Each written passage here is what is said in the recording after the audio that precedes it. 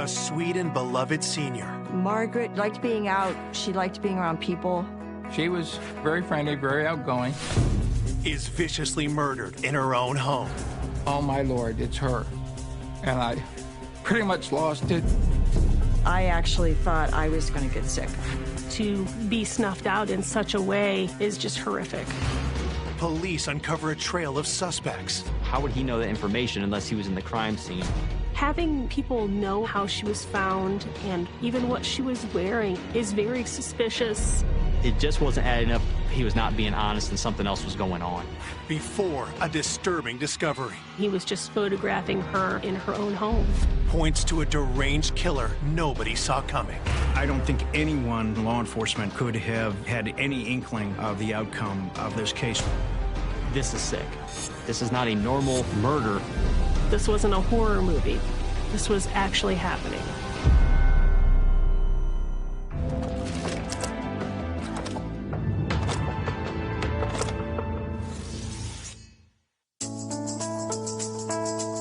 Wadsworth, Ohio, a haven for families just outside Akron. Wadsworth, a very quiet town. It's very community-oriented. It's a great family community. It's very common for people not even to lock their doors because there's never a lot of crime that occurs right around in there. On a Monday morning, April 9th, 2018, the peace is interrupted when police receive a call from a worried citizen. Roger, police. Yes, this is Howard Leisure. My aunt lives on Portage Street. A friend of ours stopped over there yesterday to check on her, and she was nowhere to be found. Okay. He says papers were on the porch for the last 3 days. What's her name?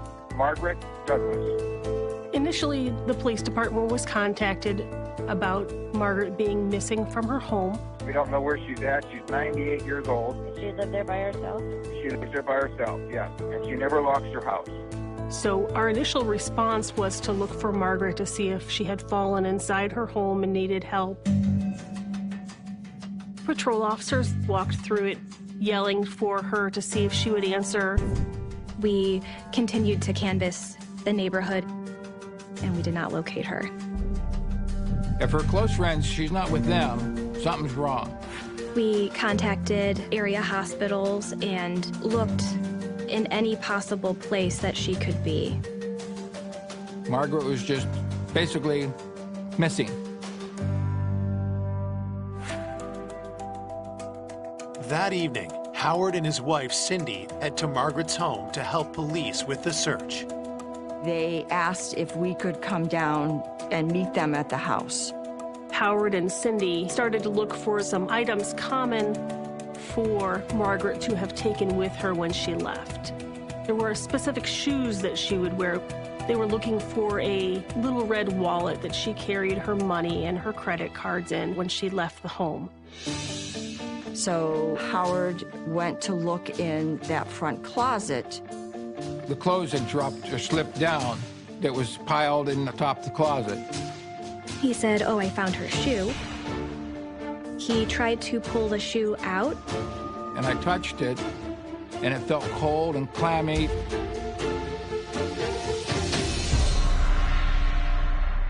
The shoe was still attached to Margaret, who was in the closet.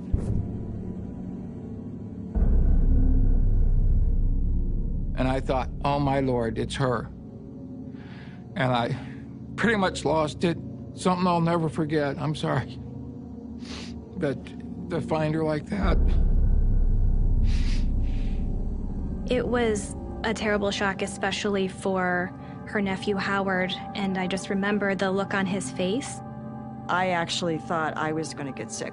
I think we were just so appalled and shocked that someone would kill her.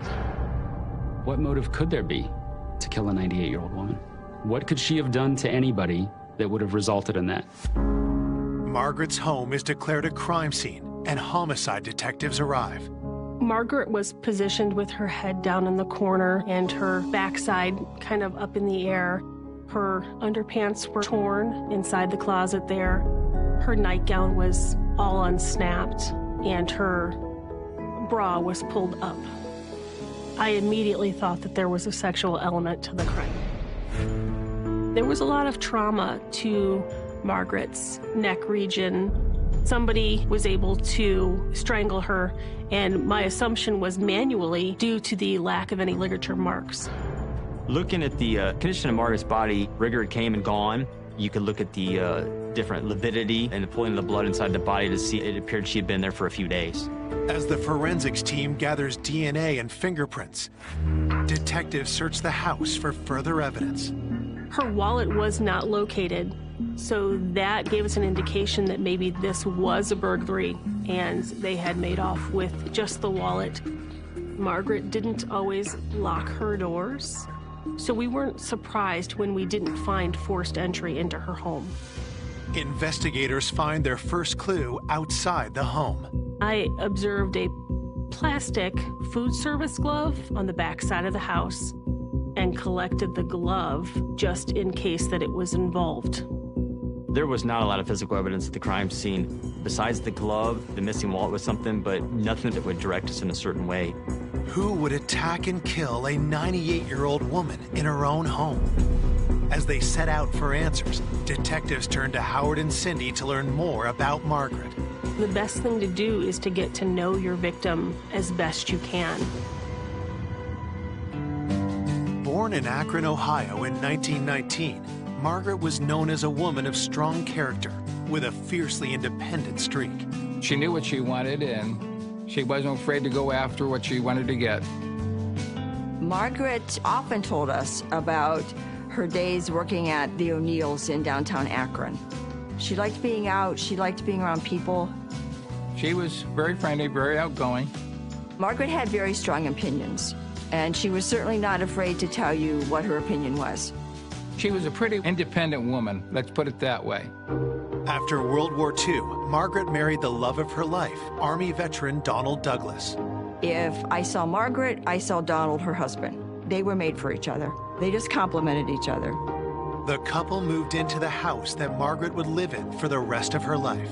I think Margaret might have lived in that neighborhood close to 70 years. It was Margaret and Donald's choice not to have any children, and they seemed extremely happy together. They liked to travel together. They went to ball games. They enjoyed going to the Indians game. When Donald passed away in the year 2000, Margaret chose to remain in her house, surrounded by friends and caring neighbors. Margaret was a pretty good friend with the neighbors, David and his wife. There was another neighbor across the street. Her name was Jan. They just sort of kept an eye on Margaret. She knew all the kids in the neighborhood, but as she got older, she's got more restricted to the house.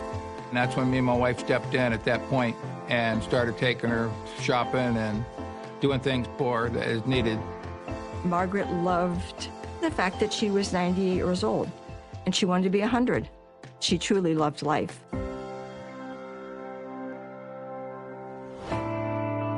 For someone to have lived such a wonderful, vibrant life, only to be snuffed out in such a way is just horrific. I have a grandmother that's similar in age. It's just very hit close to home. The investigators were under a tremendous amount of pressure. Every one of them took it very personally, and I think every one of them wanted to find justice very quickly for the family. At the onset, we had no clue. There was no direction. Maybe it's financial. Maybe it was a relationship issue. Maybe it was an argument that went too far and something happened that they didn't expect. But at that stage in the investigation, you just don't know. We need to start somewhere, so we start closest to her. So that would include looking at Howard and Cindy. We definitely leave everyone on the list until we can exclusively rule them out and have that be a certainty and not just a feeling. Coming up, is Margaret's killer hiding in plain sight? He knew details of where Margaret was found and in what state she was found. He's come back to the scene of a crime. Detectives unearth dark secrets. We found a journal about a desire to kill people. He was videotaping her while she slept, stalking his victim like an animal stalks its prey. Leading to a killer no one saw coming. This is somebody that's ultimately going to be a serial killer if he's not caught.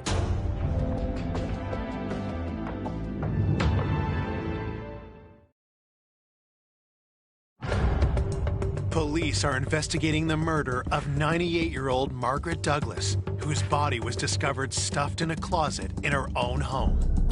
I just can't imagine a 98-year-old woman being that terrified and not knowing what to do. It's definitely one of the most traumatic things I've ever had to experience in my years with the Wadsworth Police Department. Detectives begin by interviewing those closest to Margaret, her nephew Howard and his wife Cindy. We fingerprint and get DNA from Cindy and Howard to show whether their fingerprints or DNA were on something that it should not have been on.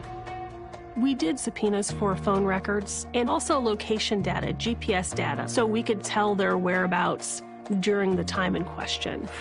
Cindy and Howard lived approximately 30 or 40-minute drive away, but they would come into town a couple times a month to do her grocery shopping.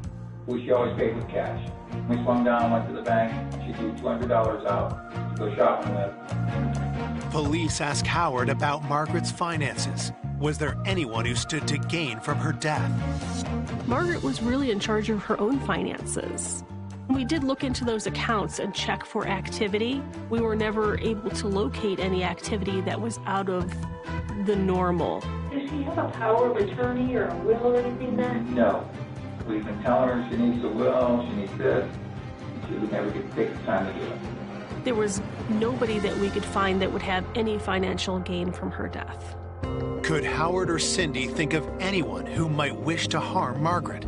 Any problems with her? Did she want to argue with people or anything like that? Nothing? No, sweet old lady. And nobody else, she didn't, have any problems with anybody that... Not that I know of. She was... Margaret often milk. That's why it's so just horrible.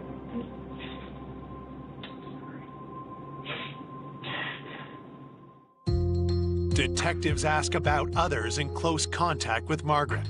According to Howard and Cindy, the closest is Margaret's former neighbor, David Klinkenbeard. Cindy and Howard did keep in contact with David, who was Margaret's main caregiver. David would come and check on her a couple of times a week just to see if she was okay and if she needed anything. David has the most contact with her. Yeah, he'd go every week, take her trash out, and then he'd put the can back in the next day. So. After interviewing Howard and Cindy, detectives try to contact David, but he's not answering their calls. There was some concern not being able to reach David, and that was troubling. We didn't have any other suspects. It made us wonder what was going on. As detectives try to track David down, patrol officers continue to canvass Margaret's neighbors for information. During the canvass, we did learn that there had been some vehicles in the neighborhood that had been rifled through, and small items were taken out, like change and things like that. Is this somebody that was up by Margaret's house and found a crime of opportunity because it's somebody that they can maybe figure out lives alone? As the canvass continues, officers notice someone watching the activity around Margaret's house. I noticed a man outside smoking a cigarette, so I went out to make contact with him. This person ended up being David Klinkenbeard. He said that he used to live next door to Margaret. He kind of wanted to know what was going on. He said he was essentially canvassing the neighborhood looking for anything that was suspicious.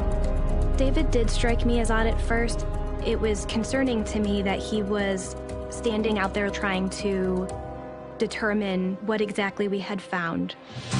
As David continues to talk, police grow increasingly suspicious. He was kind of making comments about information that seemed strange that he would know about. He knew details of where Margaret was found and in what state she was found. Having people know how she was found and even what she was wearing is very suspicious. You don't know where someone has gotten their information. Were they there? Were they involved in the murder? With a growing list of questions about David, officers approach Margaret's neighbors for answers. One of the neighbors had mentioned how they had seen David driving through the neighborhood, but didn't stop, just kind of drove through. So they thought that was kind of strange. Maybe he's coming back to the scene of a crime, whether he's driving back by because he knows what he did and he's having remorse, or maybe trying to get back inside there to get her body out of there and get rid of it, or to look to see if he left anything behind. David told some of the neighbors that his fingerprints would be all over the house and he would have to get his fingerprints taken, which is not something that people usually say or think. The next day, David's appearance in local news coverage of the murder raises further alarm bells. I turned on the news and there he is on TV, talking to the reporters, putting himself out there. Was this a guilty man's ploy to hide in plain sight? That seemed out of sorts to us. Generally, when people are grieving a loss, their instinct is not to cooperate with the media, but David seemed very willing to speak with them. All of these things added together are possible indicators of someone who is purposely trying to insert themselves in the investigation because they're involved in this investigation. Could David have possibly been involved in Margaret's murder? At that point, we had some questions about his actions and his knowledge of how Margaret was found. He definitely became a main point of interest.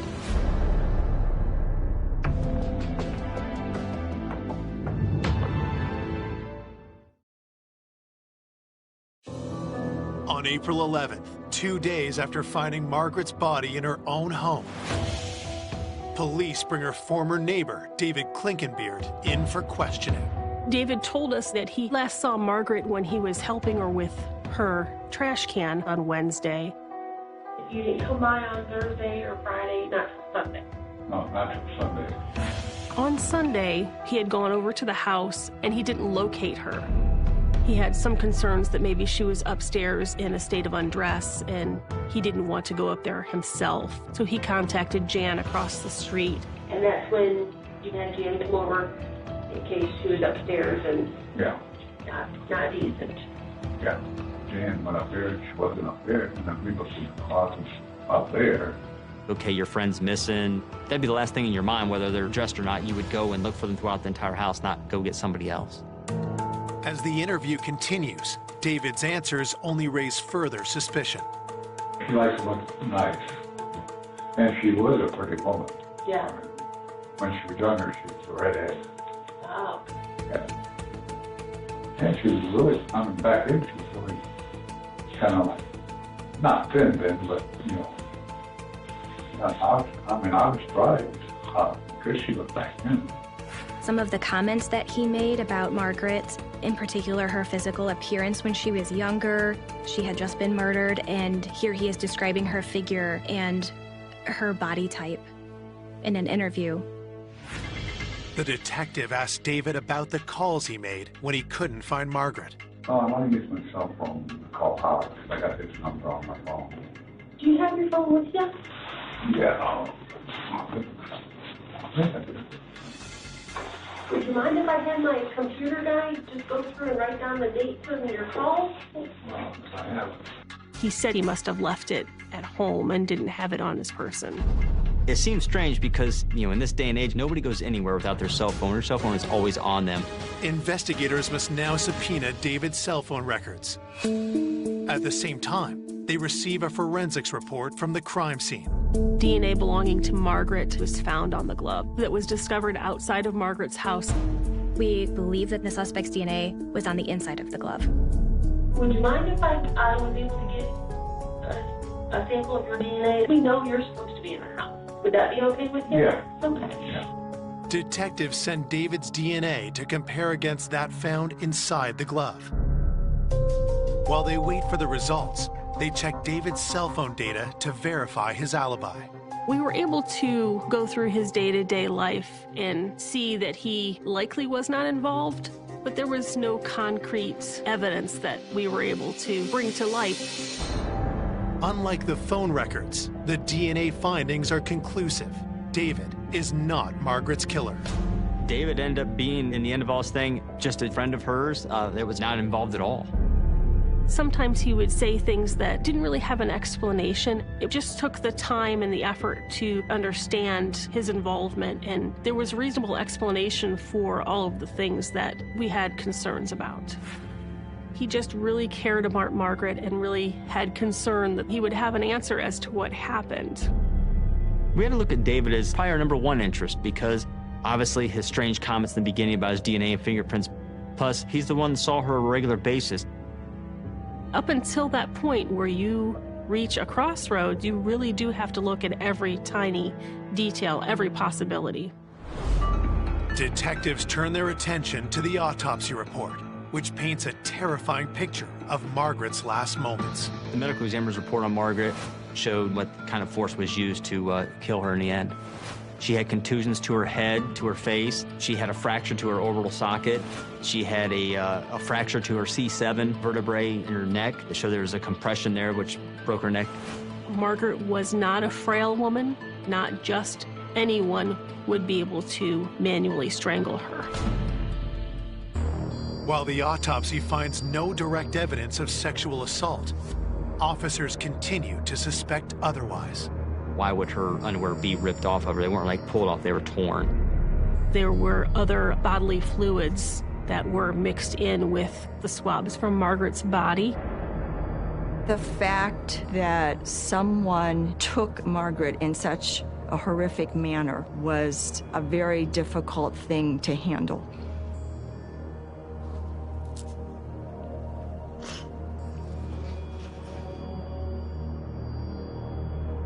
As homicide detectives regroup to search for new leads, patrol officers alert them to an unusual crime reported in the early morning hours of April 8th, the day before Margaret's body is discovered. There was a report of a carjacking very near the scene of Margaret Douglas's home. In a community like Wadsworth, we don't have carjackings. That's not a normal call for us. They happened in such time close to one another that we had to wonder if they were related. The carjacking victim is a local man named Paul Shalott. Paul had reported he was driving along and he happened to notice a 19, 20-year-old man limping, like having trouble walking up the street. Paul had reported to us that he was just being a good Samaritan and picking somebody up that he thought to be injured. So as he went out to help him, he said the gentleman just slid into the driver's seat and then locked the doors, wouldn't let him in, and took off with his car. Officers grow suspicious when they quickly locate Paul's car near the site of the carjacking. The car was found very quickly, and it was found right there in the same area it was taken. Literally, like, not even a block away from where he had picked this gentleman up, supposedly, and lost his car. This happened at a building that had cameras on the outside, so we wanted to kind of investigate Paul's story because it just didn't seem quite right. You could see on the video that Paul had been with what appeared to be a young man. The young man was not limping. He did not seem to be injured in any way. Paul's initial report did not match anything that video said. It just wasn't adding up. He was not being honest and something else was going on. Why had Paul lied to police? And who was the young man seen in security footage? Had one of them gone on to do something unthinkable? We had the carjacking, and then we had Mark's disappearance. It just started making me think a little bit, could this be the guy that could be involved?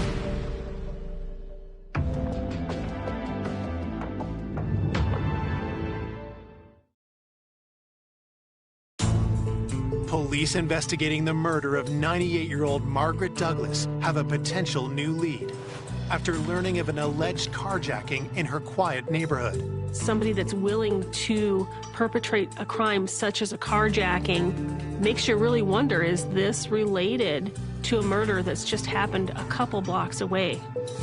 But when security video proves the victim, Paul Shalott, has lied to police, detectives demand answers. When I interviewed Paul to get the whole story, he was very nervous, and then he finally started telling us the truth about how he came to be in that area and what really happened.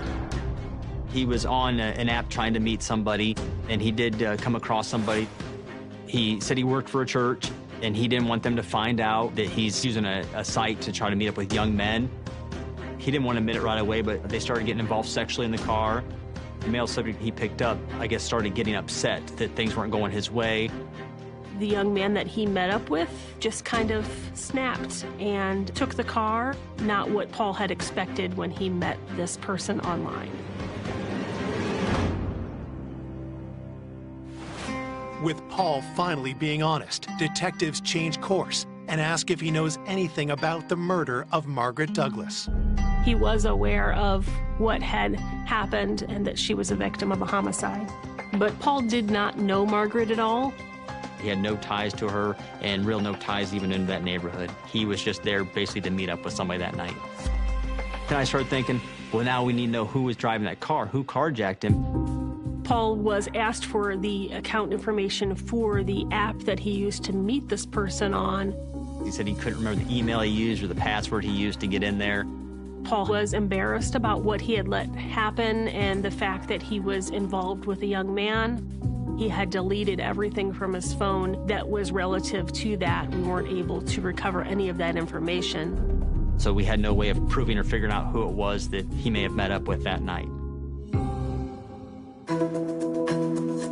After hitting another dead lead, frustrated investigators know that public fear is only growing. There was definitely some fear. There were people that would normally stroll down the street, walk their dogs, let their kids play outside unsupervised, and things like that weren't happening after Margaret's discovery. And the emotions for everybody were really high and heightened. They're all locking their doors now, and they're really watching for everything. So it was definitely a shock to all of them. With the community on edge, Margaret's family continues to struggle with their loss. The hardest part going through all this is the time-consuming and the worrying and waiting for the outcome. And you're not sure what's going to happen. That was hard. You know, none of us are patient. And we all want to know what happened here, why someone would do this. The reason you're doing what you're doing is for the victim. You want somebody to be held responsible for what they've done. Believing that the carjacker may be a serial criminal, police take a closer look at the petty crimes reported around Margaret's neighborhood. The crimes all took place in just a few block area.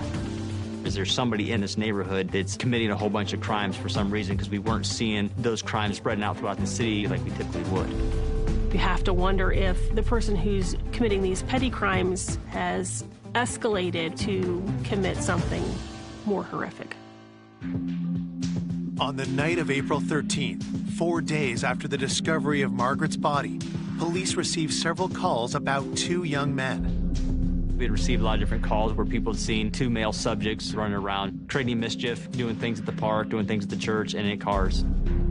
A couple of young males were taking some type of device that had wheels on the bottom and hanging out in one of the parking lots.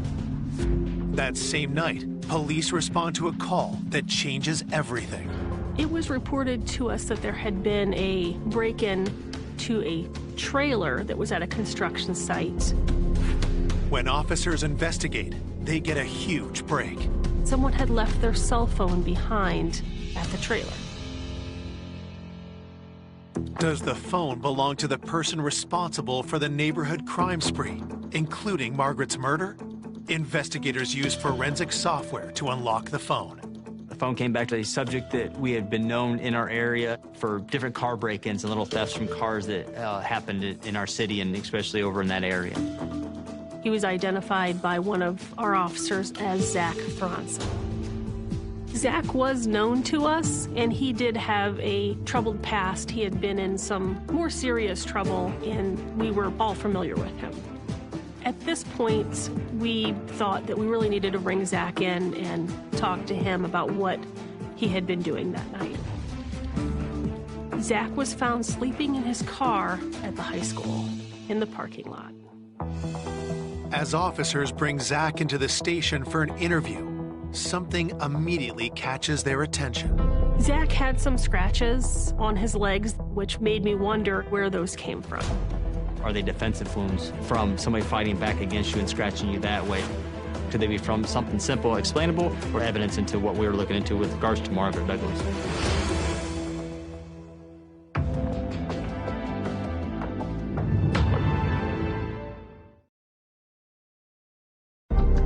Police investigating the murder of Margaret Douglas have connected local teen Zach Thronson to a spate of crimes near her home. With the carjacking, we know there was supposed to be a young male. Now we have Zach running around, committing these little crimes, all within the same area around the same time frame. His phone was left behind at the trailer, so we knew for sure that he was involved in the crimes that were all seemingly tied together. Detectives cut to the chase and ask Zach if he killed Margaret Douglas. Zach, he owned up for little things he did, but he denied any knowledge of it or being involved at all. Detectives steer the interview to the identity of the teen seen with Zach in security footage. He said that he was out with his friend Gavin Ramsey, and that everything that had happened was all Gavin's idea. Gavin had been the one that was trying to break into the trailer, and that he was just standing by and watching it happen, just a presence during the time that Gavin was committing all the other petty crimes. Zach was definitely distancing himself, so there was some concern that he wasn't being honest about everything that they had done.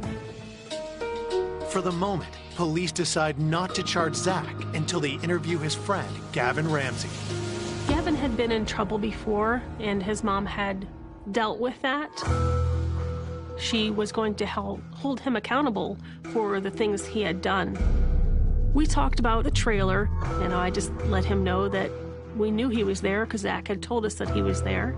Property-type crimes and less serious crimes is what we talked about at first. That's just to see, is he going to own up to that? And then we'd continue from there into something more serious.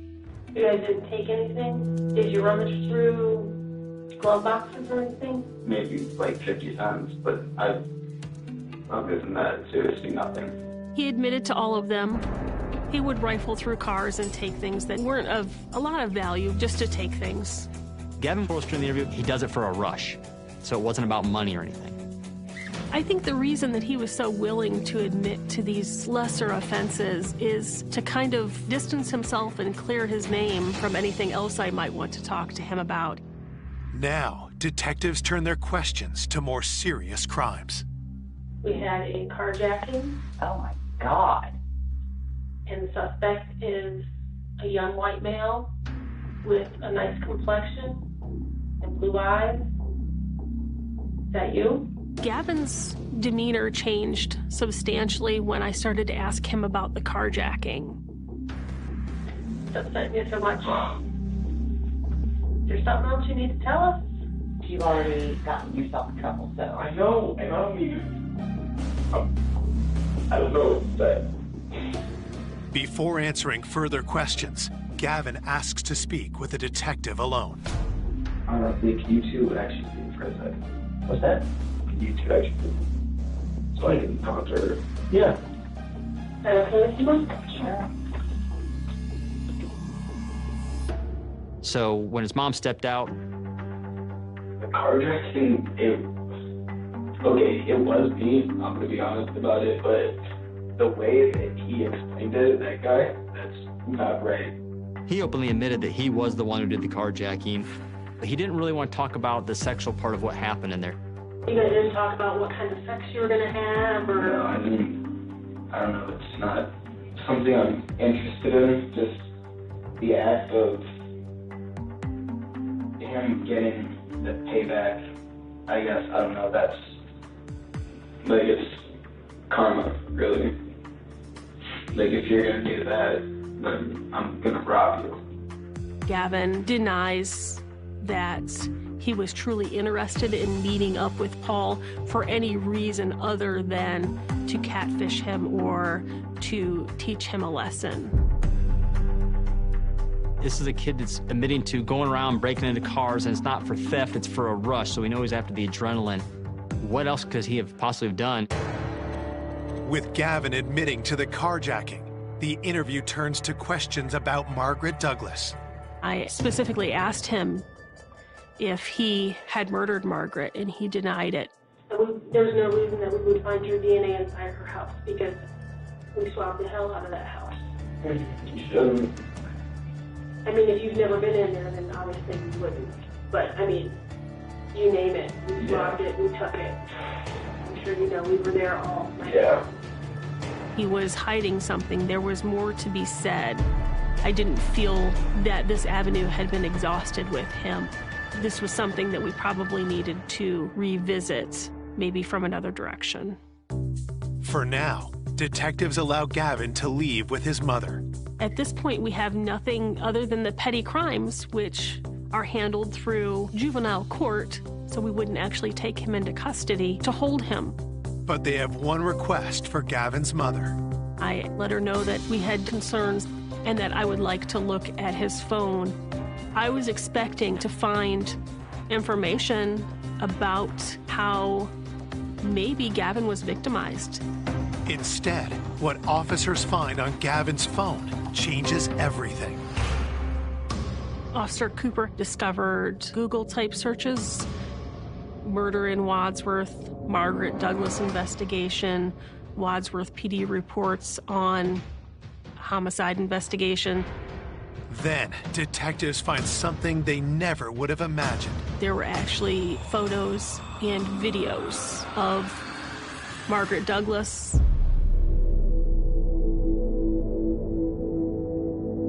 Timestamps show that the images were recorded in the early morning hours of Friday, April 6th. She obviously didn't know he was there, and he was just photographing her from a vantage point in her own home. There was clearly a point in time where she realized that someone was in her home and was startled. Nothing can prepare investigators for what they see next. I was absolutely shocked that a child could imagine doing this to another human being. This wasn't a horror movie. This was actually happening.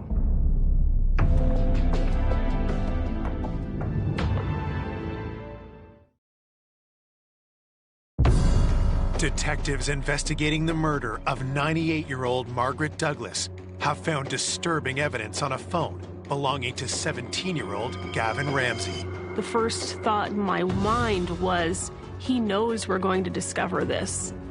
And I could just imagine him fleeing. Police moved quickly to take Gavin into custody. Once we picked him up, I briefly told his mom that we had discovered evidence on his phone and that we were going to take him back to the police department.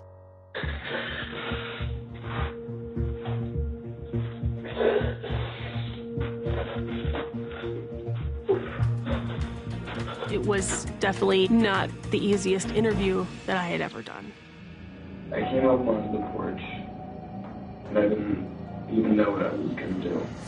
I don't know, I felt like going into the house is like the biggest adrenaline rush I could get. So then I tried the doorknob, and that just happened to be unlocked.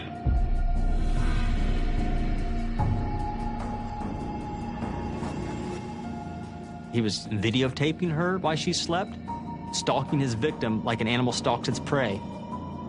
So how long do you think you were in the house before you woke her up? I don't know, probably like 10, 15 minutes. You could see in some of the photos the obvious horror on her face as to what was happening. And then from the time you woke her up to the time you ended up on top of her, how long did that whole part take? That was probably like 5 minutes. He had used both hands to squeeze her neck and push her neck back against the floor, strangling her. He said that once he realized the gravity of what he was doing, it was too late, that she was already gone. For officers, the most disturbing questions involve what Gavin did after killing Margaret. When I saw him, it was just like, this is sick. This is not a normal murder. The sexual nature of his actions was kind of a topic that he was not willing to talk about. He degraded her by using her for sexual things and videotaping and taking pictures. He'd actually been in there with her for a while. And then I checked my phone, and it said it was like 4 something.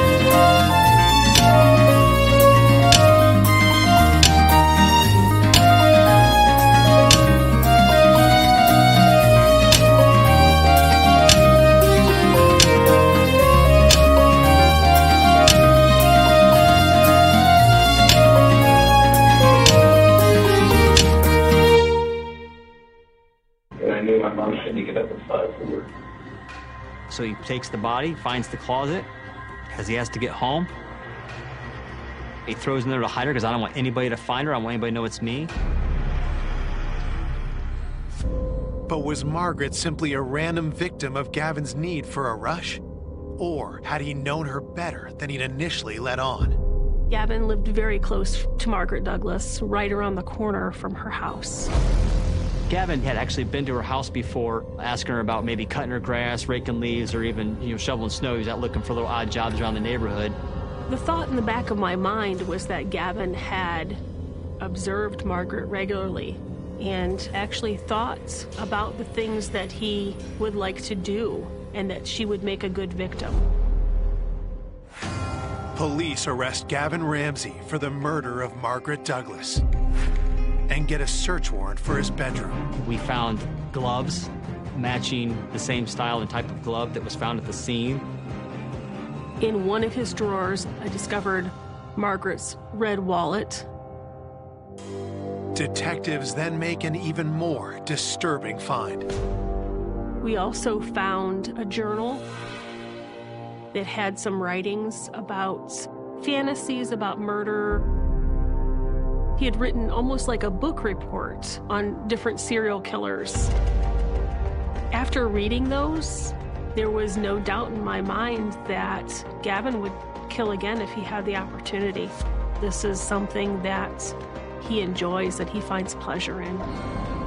This is somebody that's ultimately going to be a serial killer if he's not caught.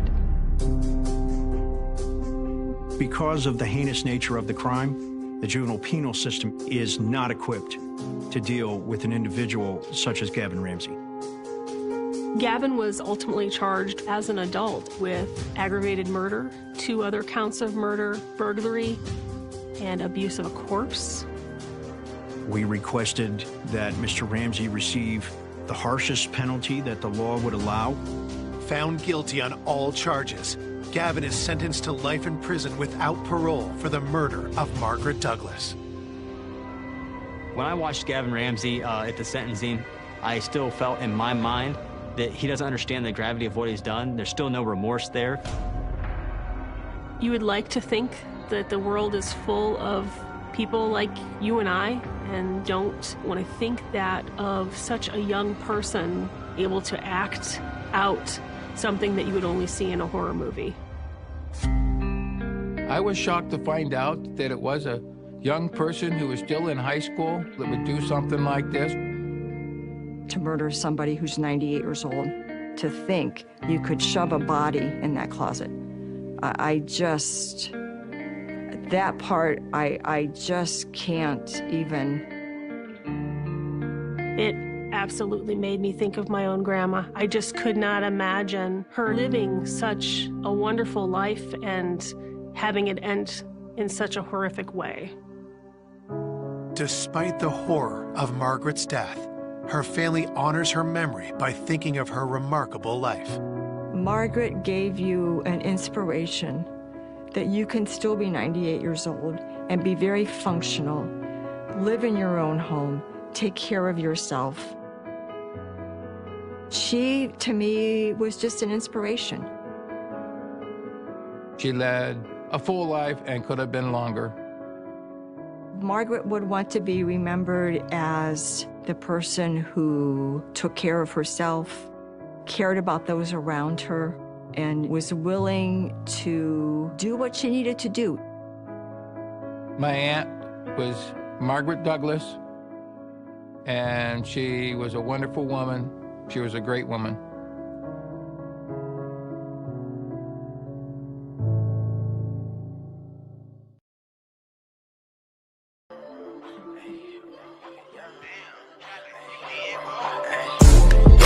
From the 9-1, switch that over, that's the young blonde. I was at the West Coast, now I'm in the East Coast.